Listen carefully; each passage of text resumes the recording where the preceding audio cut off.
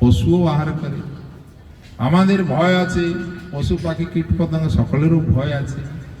আমরা সংসার করি, তারাও সংসার করে। তাহলে তফাৎ কোথায়? আহার নিদ্রা ভয় মৈথুনাঞ্চ সামান্য মেধাত পশু বিনারাণা, সামান্য পশু করে থাকে।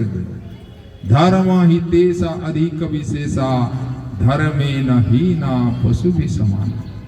যদি তারা তফাৎ হচ্ছে ওই, ওরা ধর্ম যাজন করতে পারবে না, আমরা ধর্ম যাজন করতে পারব। আমরা যদি ধর্ম যাজন না করি তাহলে কি? সমান সমান, আলাদা কিছু? আমরা শ্রেষ্ঠ কেন? আমরা ধর্ম যাজন করতে পারি, তারা ধর্ম যাজন করতে পারবে না। আমরা যদি ধর্ম যাজন না করি তাহলে তো সমান সমান, আলাদা কিছু না। সেই জন্য ভগবান বড় দয়াময়, তার মতো দয়াময় জগতে কেউ নেই। জি, নবদ্বীপে যে পুণ্ডরীকাক্ষ, পুণ্ডরীক বিদ্যানিধি বাস করতেন, পরম বৈষ্ণব।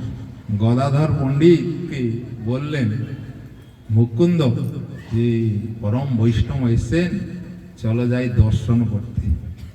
দর্শন করতে গেলেন, আর তখন পুণ্ডরীক বিদ্যানিধি রাজগদিতে বসে সোনার পিগদানি পান খাচ্ছেন।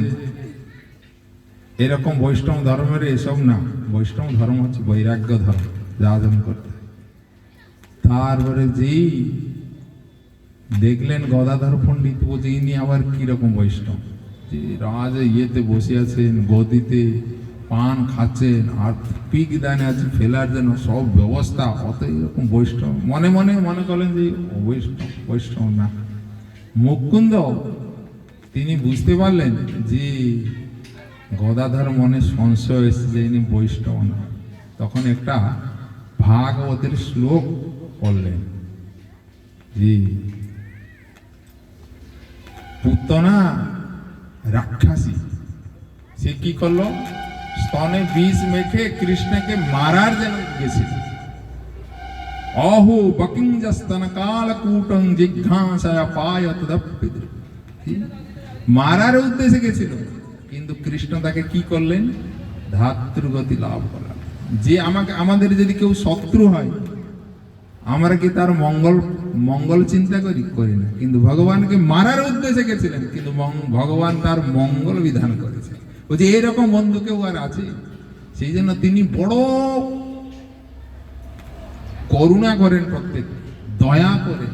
আমরা যদি তার জন্য এক পা যাই, ভগবান 4 পা আসবেন, কিন্তু আমরা এক পাও যাই না। যদি আমরা তার জন্য কিঞ্চিত কিছু করি, ভগবান চেষ্টা করবেন তার জন্য আমি কি করি। যে তার প্রমাণ হচ্ছে পুতনা রাক্ষস, ভগবানকে মারার জন্য গেছে। আর যদি কেউ তার ভজন করেন, ভগবান চিন্তা করেন আমি ভজনশীল ব্যক্তির জন্য কি করি, চিন্তা করবে।